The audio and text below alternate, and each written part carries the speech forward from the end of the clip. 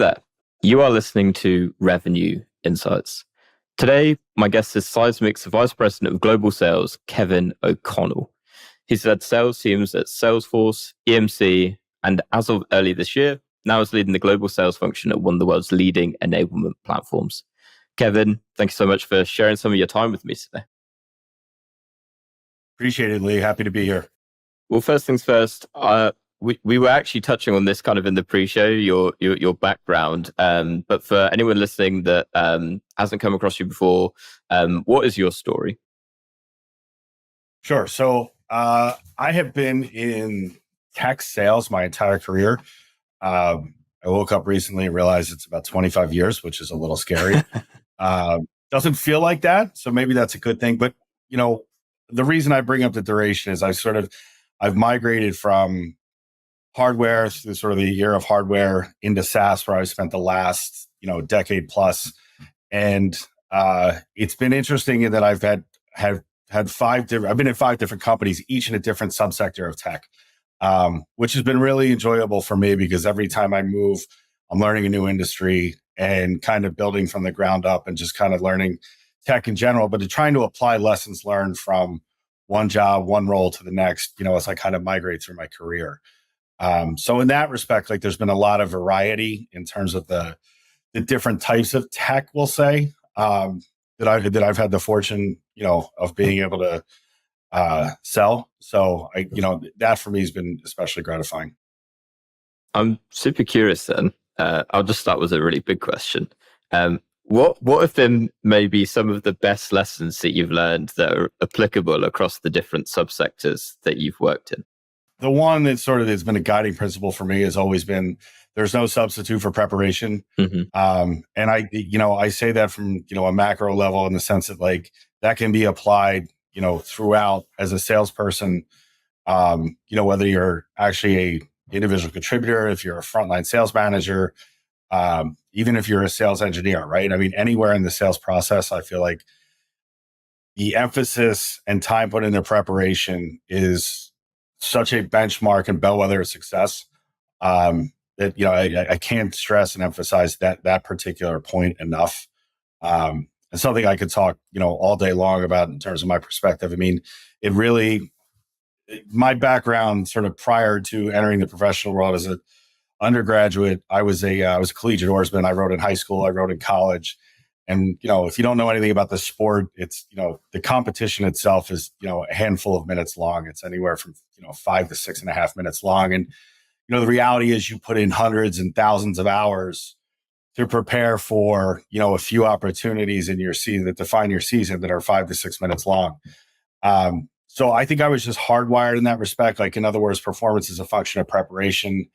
And that sort of inverse proportion that I had always sort of been accustomed to growing up, was really what drew me to sales in the sense that it's okay, it's a very similar paradigm in my mind, right? It's a sales process is very, very long, but at the end, when you're closing a deal, it's very short, right? And I'd analogously think of that as the race, right? And that's the competition or the competitive piece of, selling. So for me, there was just something clicked in terms of the same sort of mantra or approach or thought process as it relates to determining your success. I am so I don't want to spend the whole conversation talking about preparation because I know that we probably could, but I am keen to ask then and just dig into it a little bit. How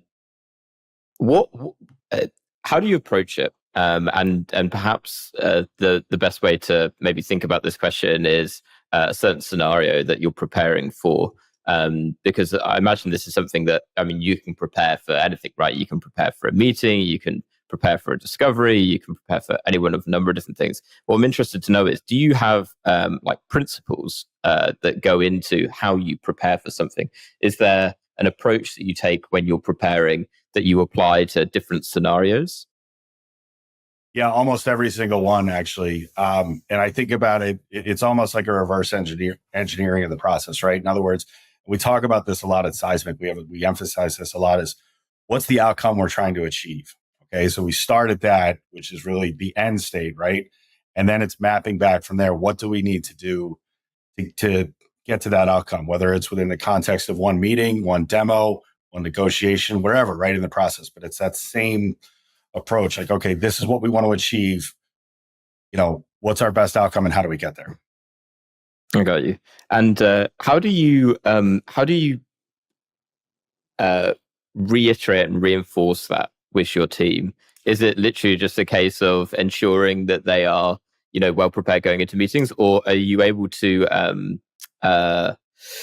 standardize, making sure that they're prepared going into their meetings? I think it's an element of standardization because it's, as I said, I always start with that first question. It's like, what are we trying to do here?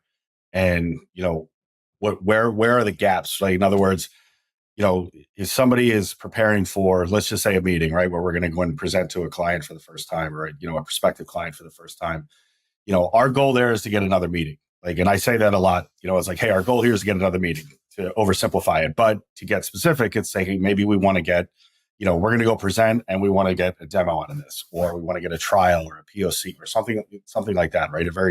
We try to get granular with the objective. And then I ask, the team to kind of present back, like, okay, what's the storyboard here? How do we, from the start of the meeting to the end? We did this yesterday. I have a meeting later today with a client, and we did a entire dry run of the meeting yesterday, preparing for everything and really asking the questions. I was asking the questions and challenging everybody else to challenge each other with questions to say, why wouldn't this work? Right? Like, where are our holes? Where are our gaps? What aren't we thinking about? Right? What could the client potentially say that could derail us at any point, in the meeting or in the process, that's going to prevent us from achieving, our desired outcome? So that's really the methodology. It reminds me a lot of pre-mortems, if you're familiar with the term, i.e., where Sure. You're going into it, what could potentially, as you say, derail this going into it? And do you have perhaps an example of when you've an objection that you've been able to pull out in one of those sessions where you're preparing for a deal that actually, going into it then came up, and almost by the end of it, you're walking away feeling, that's justification for the preparation that we've put in there? Yeah, I mean, there's real specific, granular ones I can talk to, like where a customer may come back and say, hey, I can't spend money this year, right? Like, and, we knew that because they disclosed that, earlier in the process or something along those lines, where we've known, like, hey, we're going to put, let's just say a quote or a proposal or a contract in front of a customer, and they're going to come back and say, we can't spend money this year. And say, oh, well, we thought about that, and here's how we structured your terms, right? So we're getting creative in the way that we structure deals. We run into that fairly frequently. Oftentimes, it's questions, we'll get questions, and this is where I tend to punt because, I need smarter people in the room to answer it. But it's, maybe about an integration or something like that with our platform and a third party, like be it Microsoft or something like that, right? Where on the back end, there needs to be, some integrations where we've done our homework or we've prepped and we understand the tech stack and we understand sort of the customer's preferred path and, their view of technology and how they like to manage it and, the way they like to manage integrations. As, I'm sure you've seen and heard, I mean, some customers do it very elegantly. Others kind of do it and it looks like a big plate of spaghetti, right? So, those are some examples, I think, where we've had some answers or we're able to anticipate some answers going in and had a response that, kept the conversation focused and moving forward and didn't warrant a tangent or worse yet, a delay or another meeting or, something like that. Got you. And it's a really nice way to approach it as well, I think. And just to pivot us away slightly from preparation, I know that you've been at Seismic for, is it around about 7 months now? So Yeah. when you first came in, what was the challenge ahead of you? What was your objective? And really, other than, I'm here to hit my targets, what was your remit when you first joined? It really was learning the enablement space. And I say enablement, I mean, it's Seismic's, flagship product is the enablement cloud. And that was, I was kind of touched on this at the top, right? It was a new industry. It was a new subsector of, SaaS for me, where I didn't have, I was not a subject matter expert. I didn't have a firm handle on the technology, the players in the space, how we fit into it, what our strategic partners or who our strategic partners are and why they were important. So it was arming myself and sort of learning those sorts of things, and becoming an expert on that was really my initial focus and remains. I mean, 6-7 months in, I mean, like anybody else will tell you, right? Things are always changing, but it's been that's been my focus for the last, 2 quarters, in addition to your point, managing the business. And even though it, in the grand scheme of things, is probably quite a short period of time, is there perhaps one maybe initiative or thing that you've done in the time that you have been there that you're most proud of? There were a couple of opportunities where we were working with the existing customers last quarter, where I feel like just through through getting to know the customers, because I put a big premium on that. It's like we need to get to know people on a personal level, not just a professional level. Where investing that time helped us see benefits. I think just being honest and candid with customers is huge, because it lets them know, like, it just makes things personal on a level. And it makes, it helps them understand, like, you're not just there to sell them. Like, if you spend some time, and I've done this with a couple of customers already. I was on the phone with one yesterday, who I've only known for a short period of time, but, in my first conversation said, hey, this is the way I like to operate, no cat and mouse. Like, let's be honest with one another. We're both trying to get to the same outcome, and, like, let's get there together, but let's help each other do that. And I try and inject that candor into all these sort of relationships very early on, because I want people to know, like, I'm not here to make, to create, a win for me and a loss for you. Like, it's going to be a mutually agreed, victory here, right? Or mutually beneficial is the better way to put it, right? Victory. We're both going to get what we want. And I think establishing that up front goes a long way towards making for a less acrimonious sales process, right? Because negotiations don't have to go that way, and they shouldn't, in my mind. I think there's a way to make them very sort of simple, or simpler, maybe not simple, but certainly simpler in my experience. So, I mean, I've been able to do that in a few instances with some customers just in my short time here, which, it's something I hope that, I'll certainly continue to do that, because I've done that, but it's something I'm trying to impart in my team as well, to say, hey, this is the way I'd love to see you guys do this, and, give this a shot. Because it's not something earlier in my career I was comfortable doing, right? It's like, it does, you have to do it a few times and see it be successful. It's risky, right? And, you don't want to roll the dice and lose on something like that. So it's not a science. It's more of an art, the relationship side of it. But it's something like, the sooner in your career you're able to do that, I think the more successful you're going to be that much quicker. Yeah, it's certainly something that I've spoken to a few different guests of, and I guess personally I've seen the benefits and also the pitfalls of it, right? In terms of being candid, and I love it, using it in the context of with customers as well, where I think I was talking to Jeremy Bono from Phenom the other week on the podcast, and it was very much the same point of being very open, and really it's about having a partnership with the customer, right? And so it's a case of, we both want to win from this, and by I'm trying to think of a good way to phrase it, by not getting to the point and by skirting around the issue, it inevitably just leaves both parties, a couple of degrees off from where they need to be. And that's then when issues don't get brought to the surface, and they're the ones that can really fester over time, that, when it's coming up to renewal time, that really starts to come to the surface. It's like, how did we not know about this, right? And so I'm interested and appreciate you're, still very much in the early days of the new role at Seismic, but how do you envision starting to roll that out to the rest of your team? Because it's certainly not the easiest thing to get people to start being more candid and to be more honest, even internally, let alone externally. And it's a great question. And, as we're talking, I think about this, like, the fundamental reality here is like, we're trying to establish trust. So the context that I was talking about, it was externally with clients, right? But to answer your question, in other words, to get folks on the team to embrace that and, try and operate like that with their clients, I try to do that with the folks on my team. Like 6 months in, I inherited a team. I had to bring on some new folks into the business as well.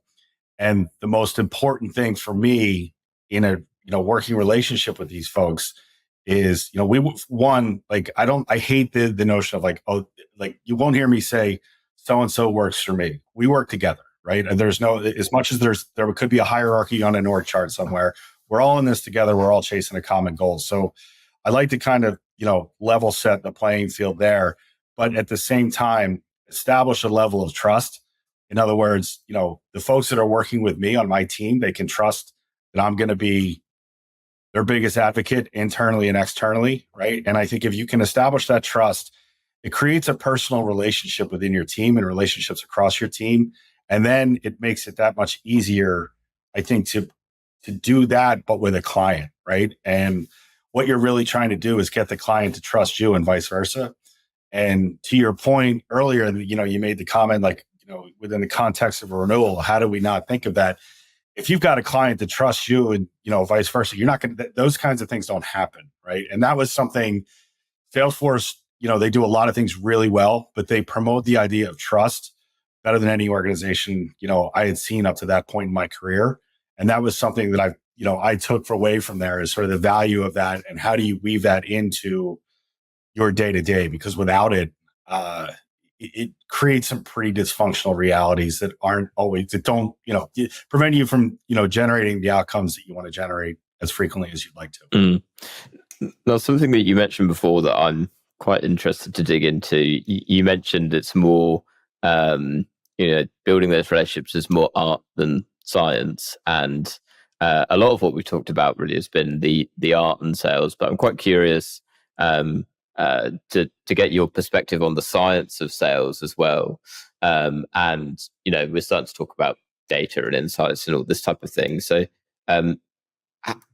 how do you integrate, shall we say, the science of selling into your approach to sales and sales strategy? I think it's the lens through which you look at deals. And there was an individual I worked with at Salesforce, a guy by the name of Jim Rich, and he would always look at deals and say, I would go to him as part of his team and say, hey, this is why this deal is going to close this quarter. And Jim would look back and he would say, here's why it's not going to close, right? And in doing that would surface the science behind why it's not going to close. You haven't done this, or we don't know that, or we haven't gotten this done, or this, we're not where we need to be with the data security, whatever it may be, right? And I think if you look at things through that lens, the earlier in your career, I feel like you do that, the more successful you're going to be, because that really, you as a salesperson, you're chasing a goal, you're chasing a quota, you're a competitive individual, like all salespeople are, right? And you want to focus on the positive, right? How am I going to get to the finish line quickest and with the biggest number to make my quota that much smaller, right? But you can't ignore the I'll call them the warts, right? Like the things that are still out there that you haven't done or need to do a better job of. So it really, I think the science of it is looking at it through that lens and saying, yeah, I know why it's going to close, but here's why it's not going to close. And what are we doing about that? And how do you, or probably a better question is, are you able to give a bit of context on how you guys are doing that within Seismic at the minute? Perhaps some examples of how you surface some of that perspective, perhaps on why it's not going to close to your reps. So we use, something we call it a mutual action plan that we work on with the customer that maps out the remaining steps. And I mean, it's very comprehensive. And I've worked with mutual plans before in my career where it's, IT's on board, marketing's on board. It's very high level. It's generic, right? The plans that we use are very granular, and they're granular, like the template's granular, but then you make it further, more specific to your particular opportunity or client, so that, something that may start off with 10 boxes to check is actually 30, right?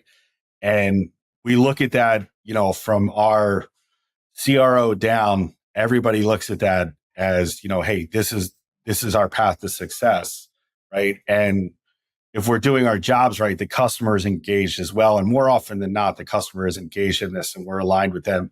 But we present that, once we know we're working on a real deal, we present that and talk to that, at the conclusion of every meeting, just to say, we're agreed this is done. We're agreed this has to be done. We're agreed this is getting it right. So it creates that alignment. And, to me, that goes back. It's another, at least the way I think of it, like another example of the science that you were talking about earlier and how we do that. And more from a curiosity perspective, does that mutual action, do you use any kind of like deal qualification criteria that feeds into that mutual action plan, or does your discovery process work in a different way? It works. It doesn't directly feed into the mutual action plan, which isn't to say that it won't. And then I wouldn't be surprised if, we ultimately link that together. I think fundamentally they're linked, but, the mutual action plan really starts when, we know we are, building a proposal and trying to gain consensus to get the customer to spend money. What I really like about the concept of the mutual action plan is it really starts to add structure to, I suppose, the part of the deal that realistically starts to become the most unstructured part of it, right? As soon as you start getting past, discovery and demo, and it's very easy really I say very easy, but relatively easy to standardize that. Once we start getting into the realms of negotiations, putting together proposals, making sure that we're engaging the right stakeholders, it opens up a lot of diversity when it comes to the different deals. And so how do you mentioned that you keep it very granular, but is that based on a singular template, or is that mutual action plan developed with each deal in mind? There's a base template that everybody uses, but from there, for example, we have, let's say, 6 deals in our pipeline this quarter that we're working on. We have 6 distinctly different mutual action plans. Like, you can boil them down to, they all started from the same place, but, I have one customer that we're working on an expansion with, another we're working on putting an ELA together for a customer that has a handful of operating companies that we're trying to bring under the Seismic umbrella, right? So you can imagine, because it's 2 different objectives and the nature of the sales are different. One is they're definitely nuanced, like one to the next, I guess. Mm-hmm. Now, going to ask a bit of a different question now.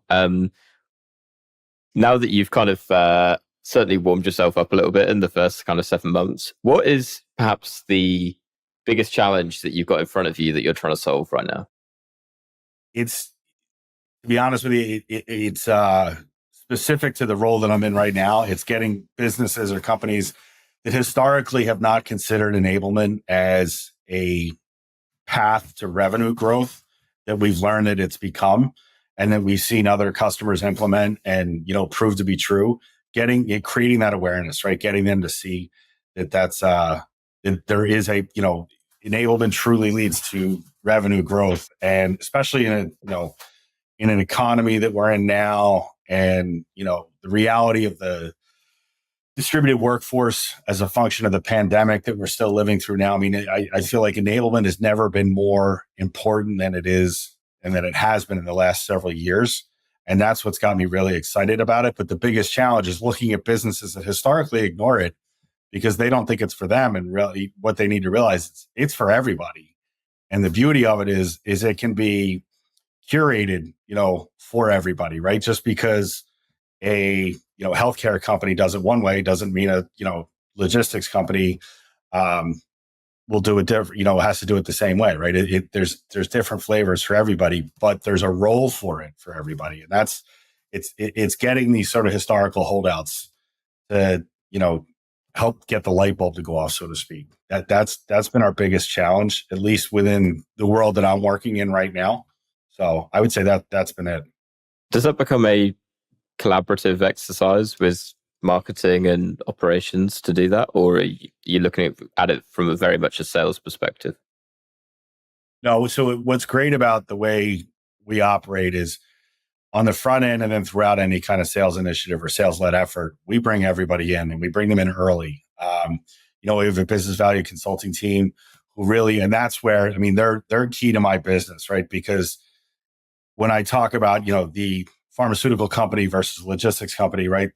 There's understanding sort of how the ABCs of how their businesses operate and their path to revenue and their path to growth and their goals, and how they're going about that. Obviously they're radically different, but that value, our value consulting team, like they know that stuff. They're really, really smart. It's a really, smart group of folks who work together, and we map them in, and, they can speak the customer's language a lot sooner than the sales team. But what they do is they kind of raise the level of the sales team as well, because they come in and they say, hey, this is how we're going to do this inside of, XYZ Pharma. And, these are the things that they're going to be interested in. When you start speaking the customer's language, that I think helps, establish credibility. So we use them a lot. And then just really what our technology fundamentally does, it helps drive intelligence into the sales process, right? Whether it's through marketing or other departments. So it's definitely a cross-functional effort.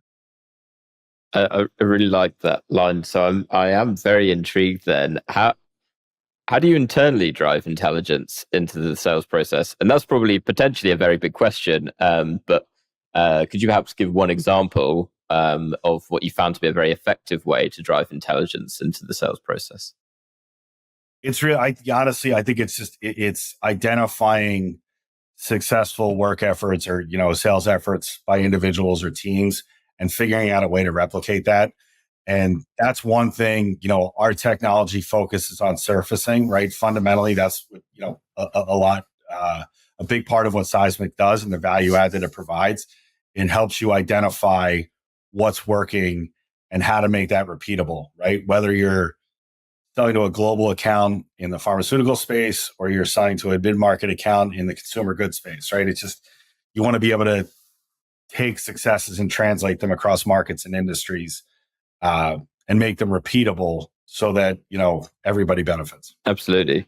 What would you say are perhaps some of the most common efforts that, and appreciate that can be really subjective based on the region and the industry and so on.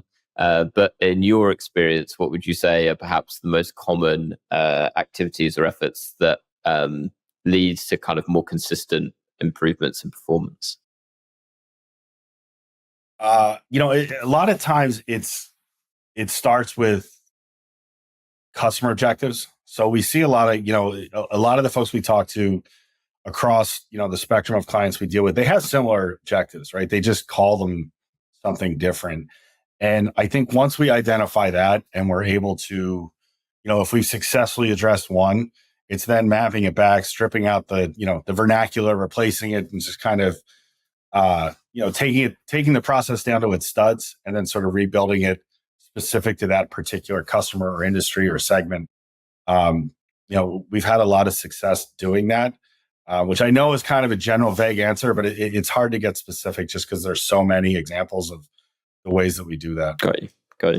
I want to ask you one final question then, Kevin. What is one book that you'd recommend to other revenue leaders and why? It's a great question. And I am constantly trying to read. I was a history major, so I generally read history, but I like to read a lot of coaching and training books and leadership books. There's a book I read about 4 or 5 years ago by a guy by the name of Bob Rotella, and he got his start as a sports psychologist at UVA in the early 80s. I think he was one of the first sports psychologists out there that of renown, and he worked a lot with golfers. He wrote a book called How Champions Think. I want to say he published it in the last decade, maybe 7, 8 years ago. It's a great read, and I picked it up and I read it. I found it, and he maps a lot of what he did in terms of coaching athletes and turning, the average athlete into the better than average or outstanding athlete. And he applies those lessons to business. And when I tell you, it was like reading like chapter after chapter, it was just like light bulbs going off left and right. It's just different. Like every anecdote, every lesson resonates. And, you just kind of, it's a great book to go back to and look at it, if you're stuck with something, because chances are he talks about it in some way, shape, or form. But it's How Champions Think by Bob Rotella. It's a fantastic book. Nice. I'll put a link down to that in the show notes, and also love how relevant it is to what you guys are doing at Seismic in many ways as well, of taking the things that are working and then replicating that. Right. Yeah. No, I agree. I think a lot of, regardless of the industry that you're in, I think if you're in a sales leadership role, it's a good read. It will definitely, even if you're not a sports fan, because it's not heavy on sports. I mean, it points back to a lot of, sports references and such, but it's not a sports book. It's really a leadership and development training book. Perfect. Well, Kevin, it's been an absolute pleasure to have you on and to give me the opportunity to pick your brains for 30 minutes. For everyone listening at home, if they have any questions or want to reach out, where can they find you? You can find me, probably easiest way is email, koconnell@seismic.com. I'm on Twitter, but it's not that fun. No, not in recent months in particular. Yeah, exactly. Actually, not even Twitter anymore, right? It's X. Well, I'll make sure we put links to those down below. Well, Kevin, thank you again so much for your time, and for everyone that's listened to the episode this week. We'll catch you next week. Appreciate it, Lee. Thanks. I've enjoyed it.